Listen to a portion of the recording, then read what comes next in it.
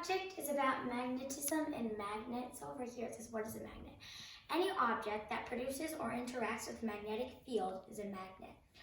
Magnets all have a negative pole and a positive pole.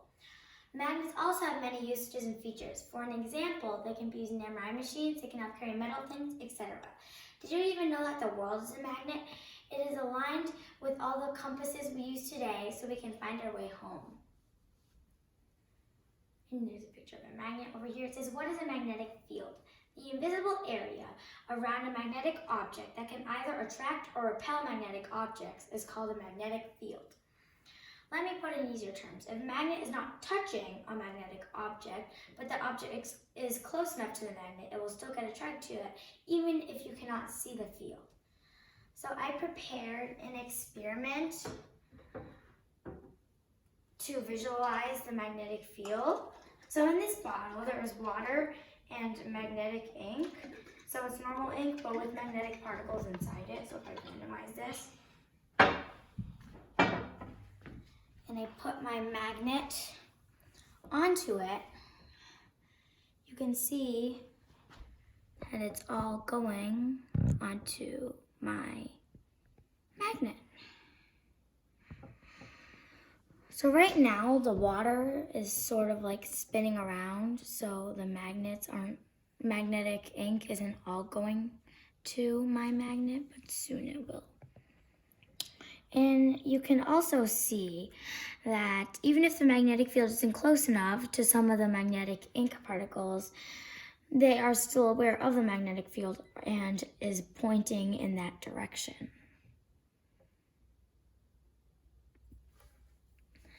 So, plus you can also play it around with it like this. You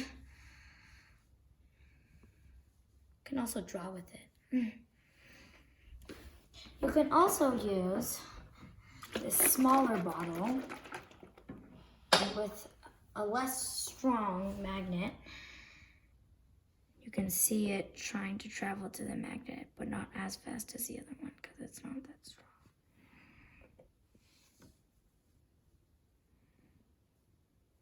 And if I put my stronger magnet here,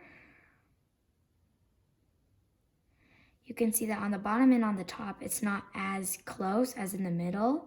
So they're pointing sort of to both directions, and in the middle, it's all gone because it's the closest to these two magnets. So cool. All right. So over here, it's magnetic force. Magnetic force is caused by the motion of charges. Charges with the same motion cause attraction. On the other hand, charges with opposite motion cause repulsion. So over here, there's a chart with opposite poles is attract and like poles repel.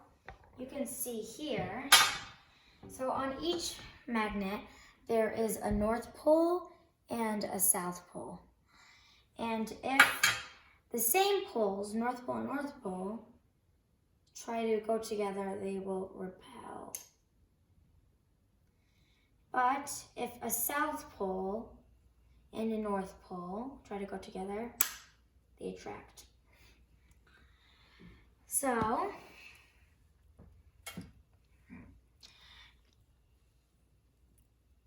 you can also see that over here. This is iron filling. They're tiny pieces of iron. And right now, the iron fillings are trying to be attracted to my magnet, but they're spiking up because the magnetic field direction is going up, so naturally the iron fillings will also point up as well.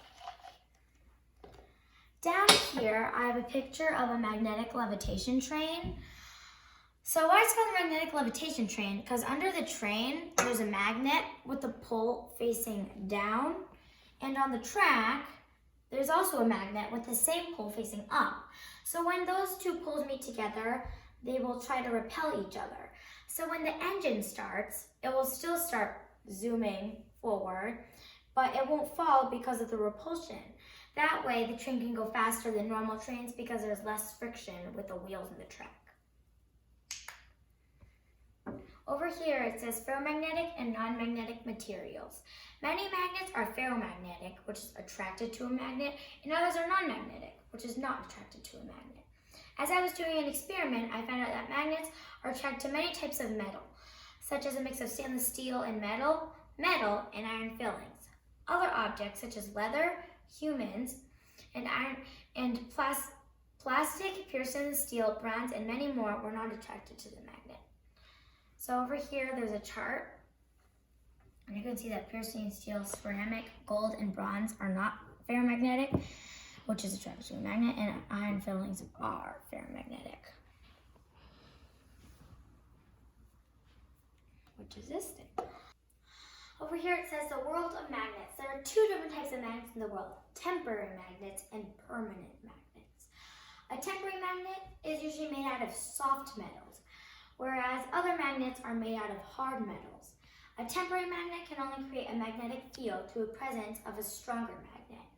Permanent magnets are materials where the magnetic field is generated by the internal structure of the material itself. So an example of a temporary magnet is a paper clip. See, if I try to attract these iron fillings, it won't work like these do. But if I magnetize this by putting it on my stronger magnet, it will, so right now inside this paper clip, all the electrons are random. But if I magnetize this paper clip, then this stronger magnet will align all the electrons inside this paper clip, which will make it work as a normal magnet and attract this other paper clip. So I think it's done.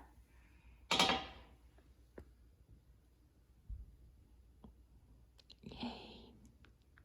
See how that worked? But later it's going to run out of magnetic charge anyway, so. Over here, it says magnetic usages and applications. Magnets also have many usages and applications. For an example, they can be used in MRI machines. How that works is that the machine has a very strong magnet inside it, which makes all the protons inside the patient's body align with it. That way, with the MRI machine, we can select what we would like to image, therefore allowing physicians to see the internal body. Over here, there's a picture of an MRI machine, and this is a photo of what the MRI machine can scan. This is a photo of the internal body. So over here, it says magnetic safety. Magnets may sound like a very interesting topic, and believe me, it is. But magnets can also be very dangerous. Two very strong magnets could even break a strawberry. Always make sure you follow these rules. So number one is always wear safety goggles while handling strong magnets to prevent things from flying into your eyes, because if they snap together, it could fly. And children should never be allowed to play with neodymium magnets. Neodymium magnets are the strongest magnets in the world, and children could break their finger. Keep magnets at least or greater than 20 centimeters away from electronic devices because they could break them. Over here, there's a picture of two neodymium magnets snapping together and breaking these berries. That's a picture of how strong they are. And I also did magnetic experiments. So the first experiment is ferrofluid. Here's some ferrofluid. It is toxic, so it's not that safe. As you can see here, ferrofluid is a liquid magnet. And so as you can see, it is attracted to my magnet. The reason why it has this really strange and spiky design is because the magnet particles inside this ferrofluid is getting attracted to my magnet. And just like the ion fillings, my magnetic field direction is going up. So it also is trying to go up. But the liquid inside it is like a sort of sticky liquid, sort of like honey. So it's covering over the magnetic particles, making it not go up. So one is trying to go up, one is trying to push it down. So it makes this very spiky design. Can you open the bottle? I don't see it that nicely, the pattern. If you open the bottle, it will spill out and it's very tough. It won't. Oh, now I have a good view. Oh my God. Can I have a better view? Here. Maybe. The bottle is dirty. Yeah, I could do Okay, alright. Alright, that's a picture of ferrofluid. Some more clearer pictures are over here. This one especially, you can see it much better. Okay. And the second one is the visualization of the magnetic field, which we already did here. That's getting attracted to the ferrofluid. Alright. I hope you enjoy my presentation.